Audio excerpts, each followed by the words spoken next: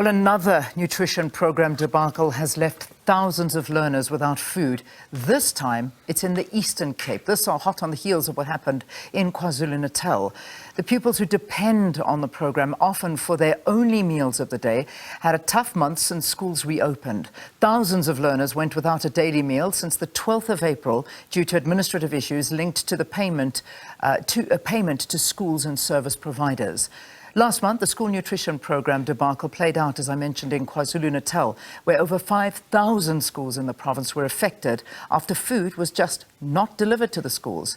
Well, to discuss this matter further, we are joined virtually by DA member of the Education Portfolio Committee, Yusuf Cassim. But what we do need to say is we did invite the Eastern Cape representatives to join us to give their side of the story. But unfortunately, they were not able to join us this morning. But that invitation, of course, always standing to get their side of the story. But Mr. Cassim, welcome. Good to have you on the program. Thank you very much, and good morning to your viewers. So the DA blowing the whistle on the non-payment from the department, what happened as far as you understand? So what the department is saying is they've blamed schools. They've said that schools have not captured details of learners timelessly. The information that we have available to us is that the department itself is to blame, that they have not had sufficient capturers on their end, or made any preparations for load shedding disruptions. However, none of this should have happened in the first place. We all knew that schools would return on the 12th of April, that the second tranche for the academic year should have been made to schools well before that, even if details of learners were to be verified. And unfortunately, the tragedy of the situation is that in a province like the Eastern Cape, which is a very rural and a very poor province in South Africa, we now have over 1.6 million learners that have had to go without their daily meals for now nearly a month. And what the department is now telling us through their briefings is that they can only expect those payments to reflect on the 15th of May, which would be well over a month since schools reopened on the 12th of April. My goodness. So, I mean, this is, and we know, we've spoken to this because we saw a very similar thing, if not the same thing, happen in KwaZulu-Natal. And this is literally, in some cases, the only meal that these kids get every single day. You know, it goes beyond only kids. So these kids, and it's happened before during COVID, are going without daily meals. It's the only meal that they will receive in a day. But there are also meal servers that are employed by the National School Nutrition Program Conditional Grant. This is the only income that those individuals receive on a daily basis, particularly in the deep rural areas. They haven't been paid. Schools in the Eastern Cape are funded well below the national norm, so they cannot handle the underpayment of these funds. And many schools have just had learners not pitch up to school. So learners are losing valuable teaching and learning days in the process. And all of this happening because of a department that isn't able to get its act together. So what is the reasoning that the department has given for the administration problem? I mean, as you're saying, this is what they're saying. It's for over a month, and they're saying the late payment was because they didn't give the correct list of pupils and things like that, similar to what was in KwaZulu-Natal. But perhaps you can tell us a bit more. So the depth of the problem in the Eastern Cape is much worse than KwaZulu-Natal. In KwaZulu-Natal, we're looking at over 500 schools. In the Eastern Cape, we're looking at 4,982 schools that are affected across the province. The reason given by the department officially, as I said earlier, is that they have said that they were unable to verify the number of potential beneficiaries or learners and the learners' details captured onto the system in time in order to make these payments. Now, as I've said earlier, the information that we have is that, in fact, the department hasn't been able to have sufficient capturers on their side, nor have they been able to plan for load shedding disruptions. It's not the first time that we've had these kind of bungles in the Eastern Cape. When the educational assistants were employed through the Presidential Youth Employment Initiative, those educational assistants across the Eastern Cape didn't receive their payments for months and months on end. In fact, some of them were working for 4 to 6 months without receiving any payments. The department in the Eastern Cape then overpaid schools, some schools as much as 12 million rand overpayments, other schools underpayments. What we have is a situation where governance has broken down in the administration of the Department of Education, and the consequence of this is hungry learners not being able to go to school and get an education. This is not the first time that this has actually happened in the Eastern Cape. I mean, you know, if you look back, it's. I mean, I'm just on something that Ground Up did back in 2000 or 2020. I mean, I know it was a different scenario, of course, during the lockdown and the issues associated there, just as dramatic. But there were stories of very much so the same incidents happening in the Eastern Cape, where these children were just not being provided with the schools, with the food at the schools that they were going to, and this is a major issue, and the effect on these children is bigger than one can actually attribute to this. I mean, this is lack of growth, this is malnutrition. I mean, I'm seeing headlines of children that are fainting at school because they haven't eaten or had something to drink the whole day. 2020 really showed us that the department didn't have the systems, nor did it have the inclination or care to provide meals for learners. That should have been the point where changes should have been made by Premier Oscar Mabuyane, where he should have woken up and realized that his MEC, Fundile Gade, has failed in this respect, and that the department has failed. However, not a single official was held accountable, and learners went without meals. We reported the department to the Human Rights Commission at the time.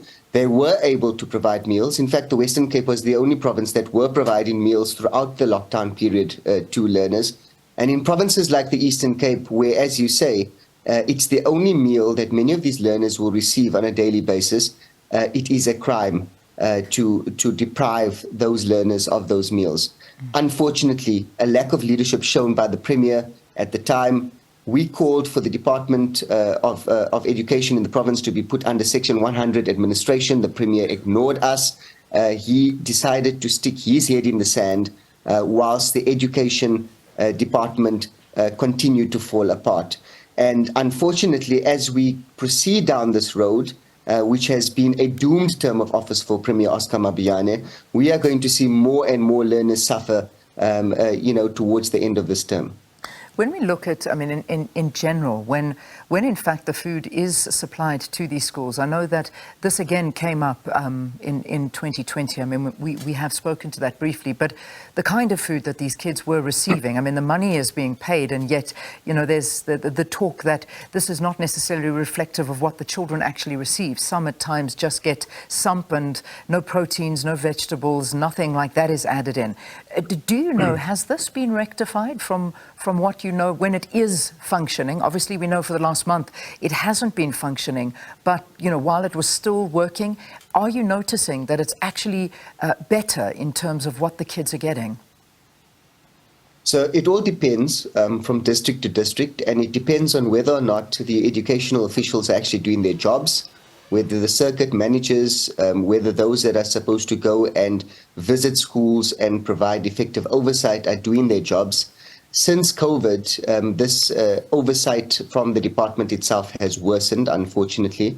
They haven't been doing the checks that they're supposed to do. So where there are meal servers that are employed, that are supposed to do the procurement, ensure that the meals are properly prepared, that the grant funding that is paid over to schools actually translate to quality meals, that the meal plans are being followed.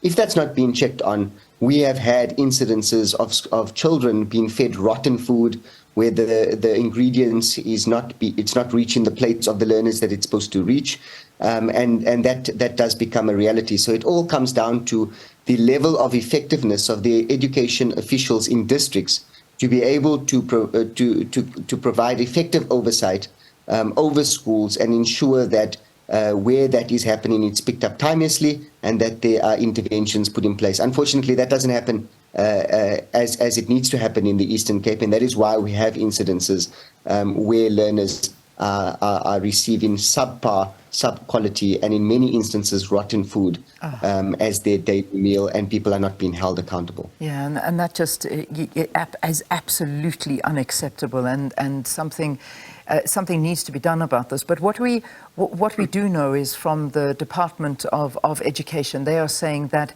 the money should be paid across tomorrow, and the schools should get this reflecting by Wednesday, and then they can pay the service providers for the food. So, I mean, this is the time frame that's been given. Perhaps maybe is that the time frame you know? I mean, if you look at that, it kind of looks like the kids won't be eating this week either.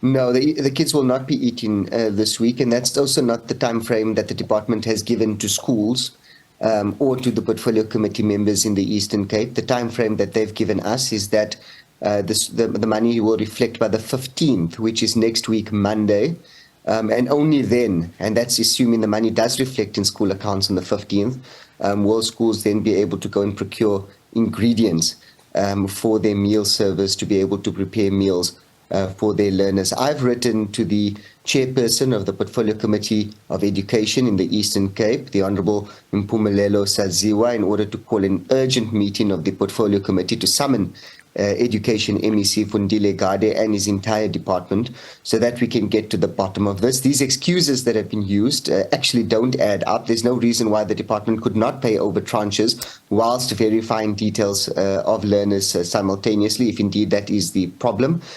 We want to get to the bottom of this. We want to ensure that there are consequences and measures put in place so that we can expedite these payments and we can ensure that this does not happen again.